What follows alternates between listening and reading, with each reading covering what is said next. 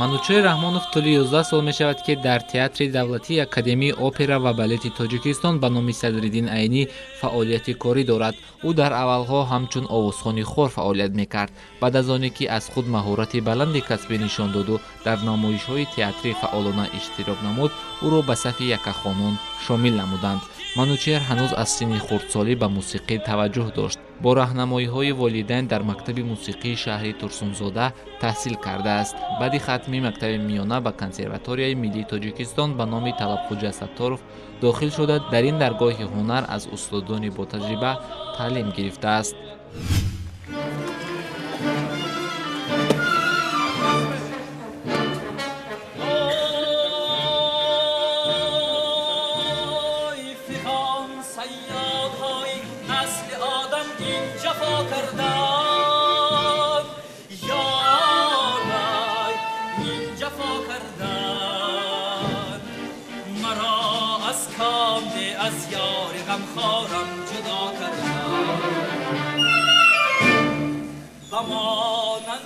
کبوتر در فضا آزاد و رقصان بود یارای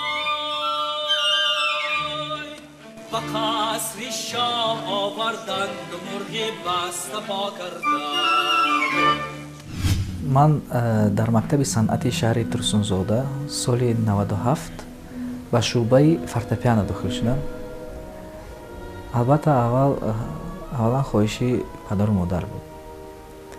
بعدا خواهشی خودم که پیدا شد، در سن 8 سالگی ما به مکتب صنعت که داخل شدیم. استاد اولین من گالینا پاولونا بودند.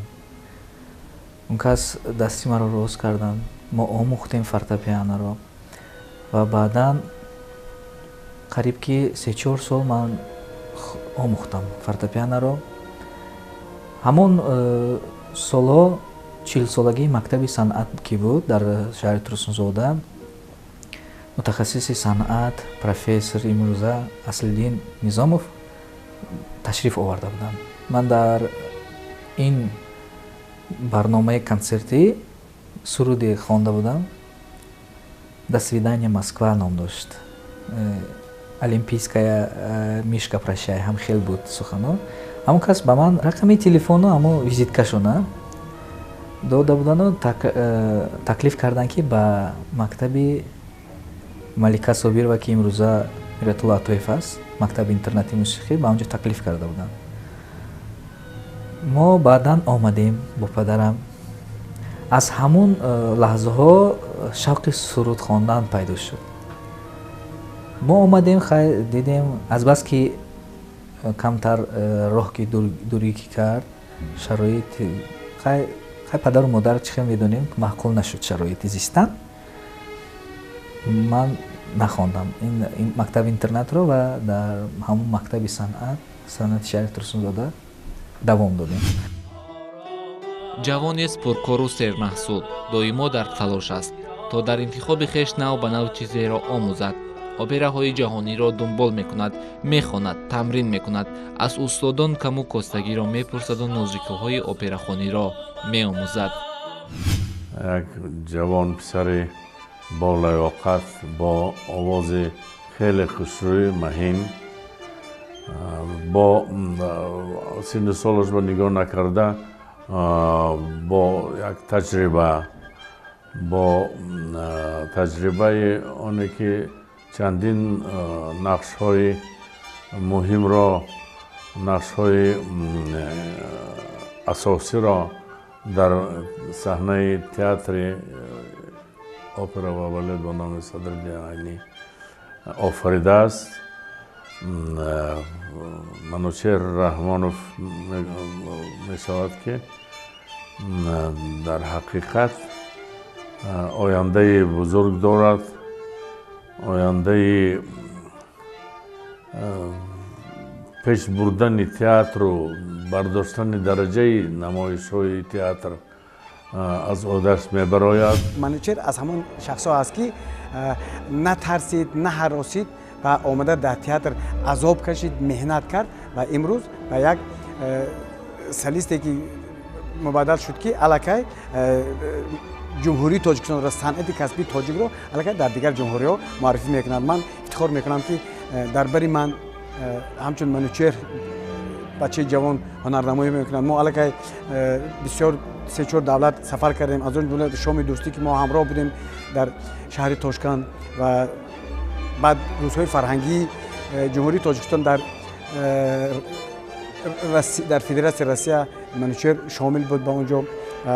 الکی این دستاوردهای خودش، این از روی مهنت خودش، برای اینکه در صحنه کسبی هنرنمایی کرده تا این درجه که الکی منوچهر رسیده است. رسیدن این به هر کس موفق نمیشه، برای اینکه مهنت این عذاب کشیده بعد حافظ اپرا میشه. یک بار نقش‌های کلان رو وای اجرا نکرده است. اول نقش‌های майда بعد آهسته با نقش‌های بسیار گذشت. در همین طولی 5 سالی که در کنسرواتوری ملی تاجیکستان وای میخواند، وای بسیار اثرهای بسته‌کاران تاجیک، بسته‌کاران غرب، شرق، بسته‌کاران سویتی این اثرها رو اجرا نمود. یک نقش پسی نقش در هنر به پیش رفته ایستاده است. در تئاتر سر کرده از کوچکترین نقش تا اپراهای بزرگ روی صحنه قهرمانان را بازیده است. روی صحنه با مهارت خوبی هنر نقش را اجرا میکند. او هنرمند است که هم مهارت آوازخوانی و هم مهارت خوب نقش آفری دارد. Как призрак сладостной мечты, как облик чистой вдохновения, мой крик невольный восхищения вас разбудил и предо мной вдруг ангел неба стал земной, но вижу, да вы не видение, и вам дано судьбою жить, внушать любовь, страдать, любить. ما راستی گپ راست آمدیم به پیش استاد برهان محمدخلف. اون کس اول توصیه دادن که چرا به مقام نمیری و به اپرا؟ ما گفتیم اولا شما استادی کسبی، پروفسور. پدرم گفتن نه، فرزند من رو شما خودتان تربیه میکنید. بعدم گفتن آخه این مقام خواندگی چی خیلی میشد اپرا؟ نه، مایلش همین اپرا خواندن گیرد. راستی گپ من از ژانر اپرا اونقدر معلوماتی نداشتم. معلوماتی مفصل نبود من.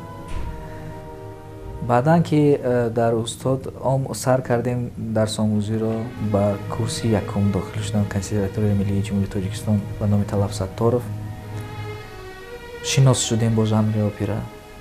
در دوام درسخوانی، در دوام صحبت ها با استادا صحبت شدیم. استاد صادق نوراللهیف اون دوره بودن، گویم آیت سبزعلیونا، اینا می آموختن متدیکای وکال رو. خدا رحمت کند سر رژیسوری تئاتر بودن شمسی نظامیچ. اون کس استاد ما بودن، آید به صحنه، حرکت های صحنه، درسی اپرن کلاس درس میدادن. بعدن سال 2008 من نخستین قدم هایم انا در ژانر اپرا گویم همون سالها بود. من با تئاتر اپرا بالت به کار در آمدم. نه یک خان بلکه به همسرایی خور میگن. همون سالها من داخل شدم. صدایش بسیار خوب است. البته از یک بار صدایش خوب نبود. برای آنکه وای بسیار برای آنکه صدا نصب باشد بسیار مشقت کار کردن در کار. هر روز از درس ها نمیر همه وقت می آمد و کوشش میکرد که درس ها را از خود کند. اثرهای بسته‌کاران، آریه ها، رمانس ها، سرودهای تاجیکی، سرودهای ازبکی و دیگر خلق ها را از خود میکرد. میخواهم که به نمایش های منوچهر رحمان که رول های عجایب را در اساسی را لنسکی و دیمان، رول رودکی، هم اپراهای تاجیک، هم اپراهای روس، هم اپرا بسیار وقت میآید استاد مرا به زبان ایتالیایی یاد دهید که این نقش را یا نقش را خوانم و من با جان و دل این را میکنم. با زبان‌های خارجی هم در صحنه الکی برآمد کرده است. در نمایش‌ها یکباره چند نقش را بازی می‌کند. یکی از بزرگترین نقش اجرا کرده‌اش در اپرای کمده و مدن است.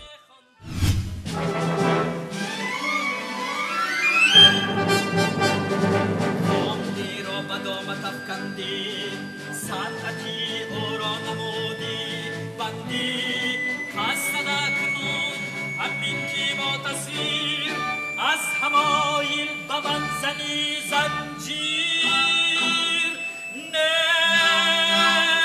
من آزاد آهای گوهم سر به زنجیر مثل سگ ندهم. گویم در اپرای یالانتا در نقش وادمون که این اپرا رو کمپوزیتور روس پیتر ایلیچ چایکوفسکی نوشته است. در اپرای یوگنی انیگین لینسکی نقش لینسکی را بازیدم. اینم از طرف کمپوزیتور روس پیتر ایلیچ چایکوفسکی نوشته شده است. و در اپرای تراویاتا که این اپرای جهانی است از طرف کمپوزیتور جوزپه وردی نوشته شده است که این اپرا قریب که اگر خطا نکنم 200 سال زیاد شده است این اپرا رو. من در این اپرا چندین نقش‌های مایده و بعدا من بسیار میخواستم که نقش اساسی رو بازم و حرکت هم کردیم با زبان روسی نقش الفردو بازدم. گویم در اپرای تاجیکی هم بسیار اپرای قشلاقی طلایی، کمده مدن، رودکی، ابن سینا، اپریت‌های میسره، دوگانو در همه همین ها رول‌های اساسی رو بازیدم. گویم در اپرای کمده مدن نقش مدن در آنجا هم چندین نقش رو بازی کردم. در اپرای قشلاق طلایی حیدربیک، در رودکی نیت دارم که نقش رودکی رو بازم و در اپریت‌های میسره این چوپان نقش چوپان و در دوگانه ها نظر که قریب که این نقش ها همش نقش عاشق رو میبازه. قریب که در تئاتر هم خیلی قانونی هست که ما همه میدونیم که با آوازها جدا میشن. نمودی آواز مثال بین باس، باریتون، تنر هست، آواز زنانه سپران هست، متس سپران، هر نمودی آواز هست. آواز من که تنر هست این در اپرا قریب که نقش‌های عاشق رو میبازد این آواز. برای همین قدر من نقش‌های عاشق رو بازیدم. در ژانر اپرا برای هنرمنده که می‌خواهد موفق در انتخاب خویش گردد، آواز در مد اول می‌ایستد. اندیشه هنرمندان کسبی نیز بر آن است که آواز در قطار یکچند طلبات‌هایی که برای هنرمند اپراخوان لازم است، رول مهم را می‌بازد.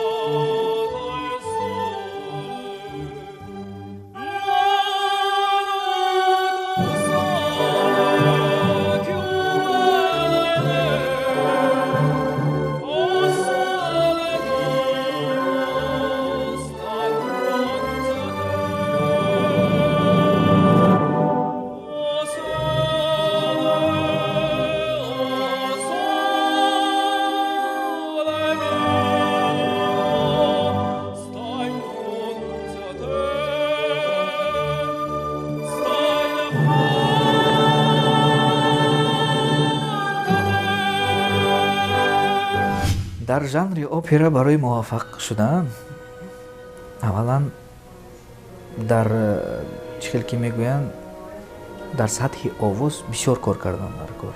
اگر آوازخوانی اپرا مکمل نباشد و گوییم موفق شدنش بسیار مشکل تر می شود.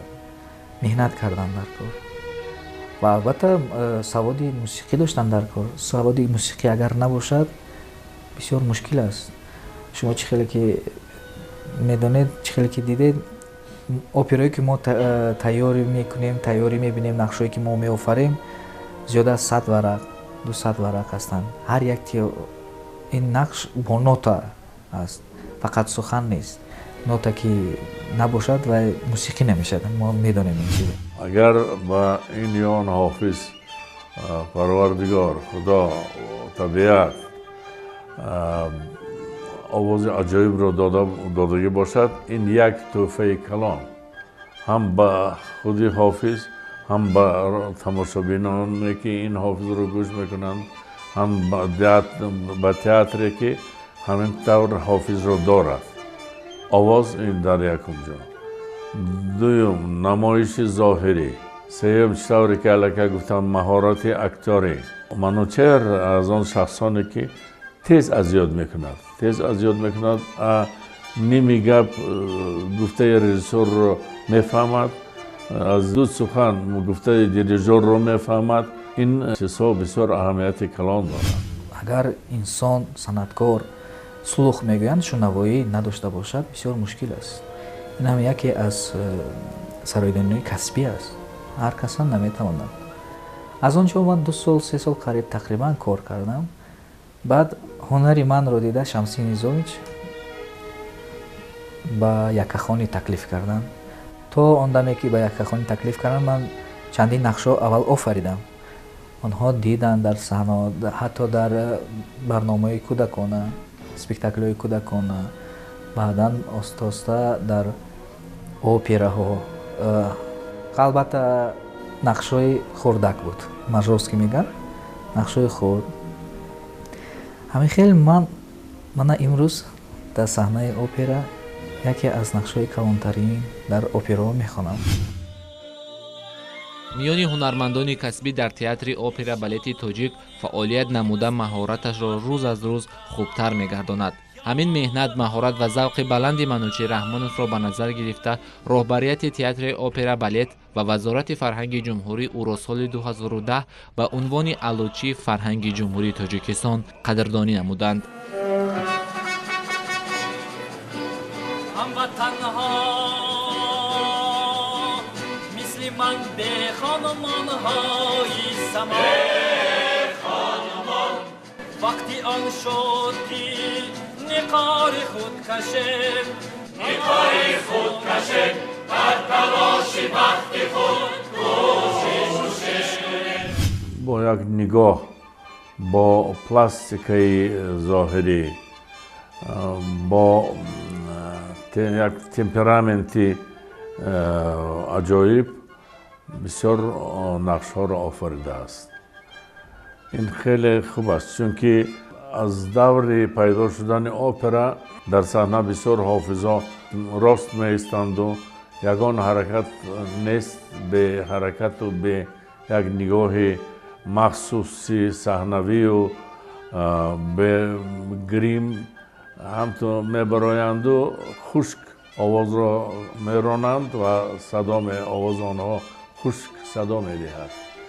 лекин давре омадааст ки дар тамоми ҷаҳон бисёр аҳамияти калонро маҳорати акторӣ мебозад ва ин чиз дар Манучер маро хурсанд мекунад ки доимо дар саҳна як қадамронии аҷоиб, як нигоҳҳои махсус, фикр кардашудагӣ, нақшҳое ки аз аввал аз якум қадам то охирин нигоҳу ҳаракаташа аҷоиб ифода мекунад.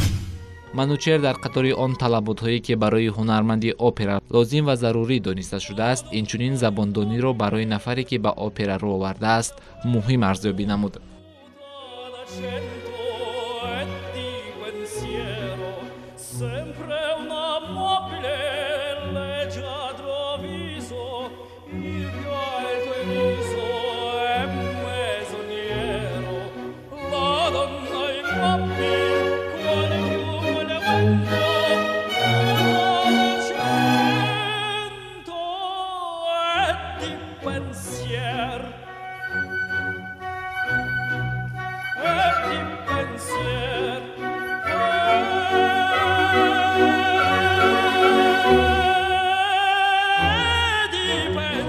вақте ки дар давлати қирғизистон будем дар шаҳри бишкек ин беҳад фестивали калонтарин буд ки ба номи булат минҷилкиев буд.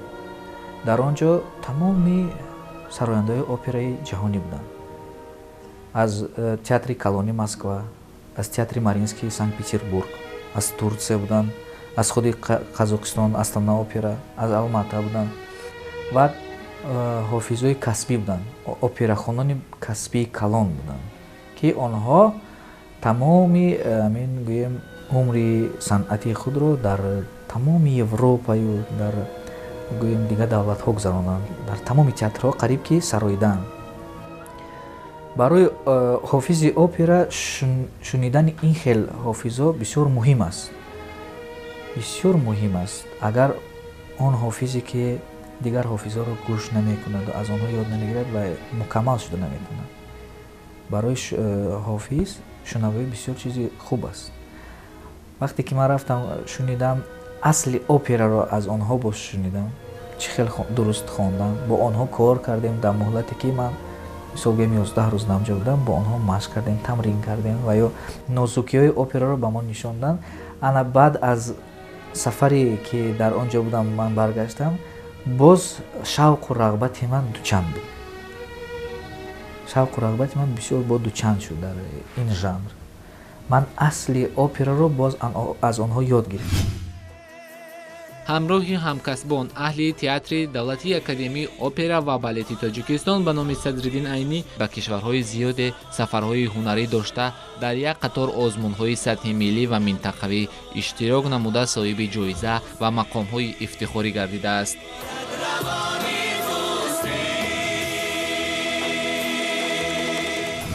ман ба вай гуфтам ки як конкурс аст, романсиада, вай дар Қазоқистон дар он ҷо аз 5-6 мамлакати гӯем ки Қазоқистон, Туркманистон, Озарбойҷон, Россия, Тоҷикистон, Ӯзбекистон, дар он ҷо ҳамон ҳофизое ки сурудҳои академиӣ мехонанд, ба романсҳои композиторони шарқ, ғарб, рус мехонанд. он ҷо конкурс аст. ман ба вай гуфтам ки манучерҷон, рав ҳамонҷо ба як иштирок кун. гапи манро гирифта рафта дар он ҷо як сазовори диплом ҷои дараҷаи дуюм гирифт.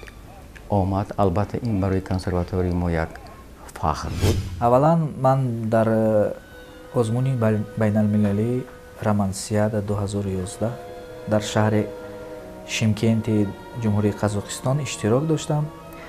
бовар кунед ягона иштирокчӣ аз Тоҷикистон будам. вақте ки мо баромад кардем, аввалан барои ман дар ин озмун иштирок кардан як фахр буд.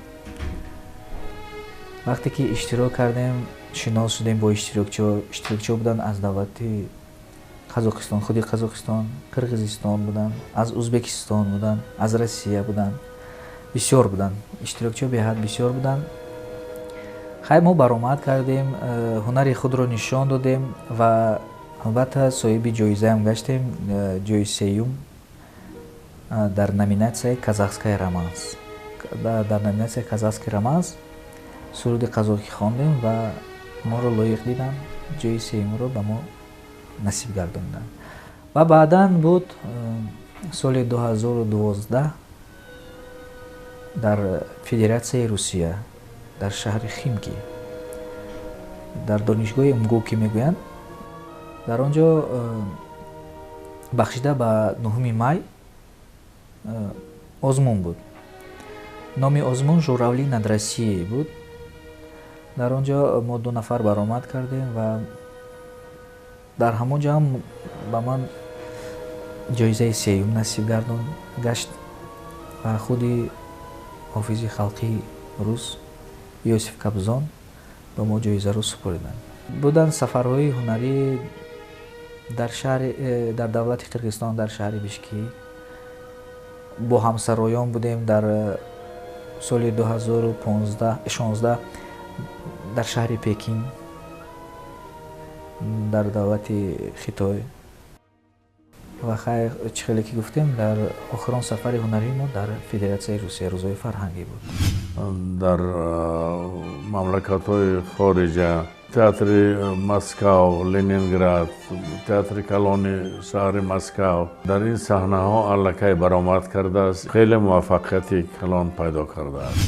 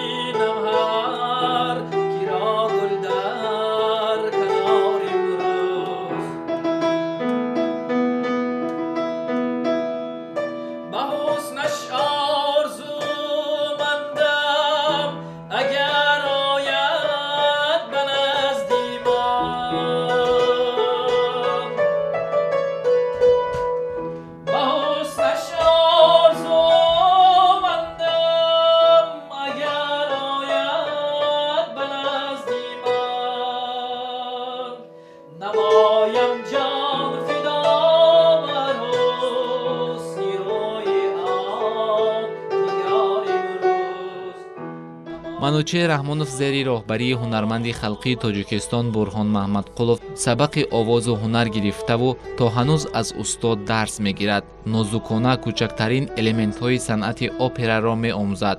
рӯи саҳнаҳои бузург аллакай ҳунарнамоӣ кардаву ҳунари операи тоҷикро муаррифӣ намудааст. ба андешаи ӯ дар саҳнаи кишварҳои хориҷ ҳунарнамоиву дар суҳбати ҳунармандони онҳо будан шахсро комил ва пухта дар интихобаш мегардонад.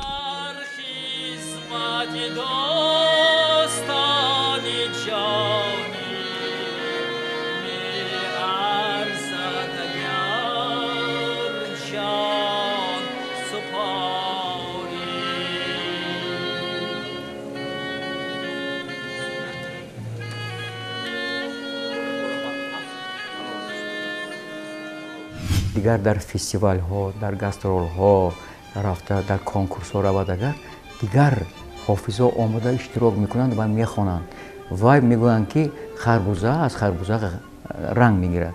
вай вайҳоро дида боз ба як таваҷҷӯҳ мебиёяду боз хунаш ҷӯш мешаваду ва боз давом мекунад ки ба арсаи қуллаҳои баланди санъати операвӣ сазовор шавад. ифтихорнома, диплому сипоснома ва ҷоизаҳои дар самти ҳунар дар ҷодаи операхонӣ соҳиб гардидааш аз меҳру шавқи зиёдаш ба роҳи интихоб кардааш далолат медиҳанд. ӯ бо маҳорати хуби ҳунар устуворона дар ҷодаи санъати операхонӣ қадам менеҳад. умеду боварии устодонаш ба ӯ ва ояндаи дурахшонаш дар ҳунар комил аст.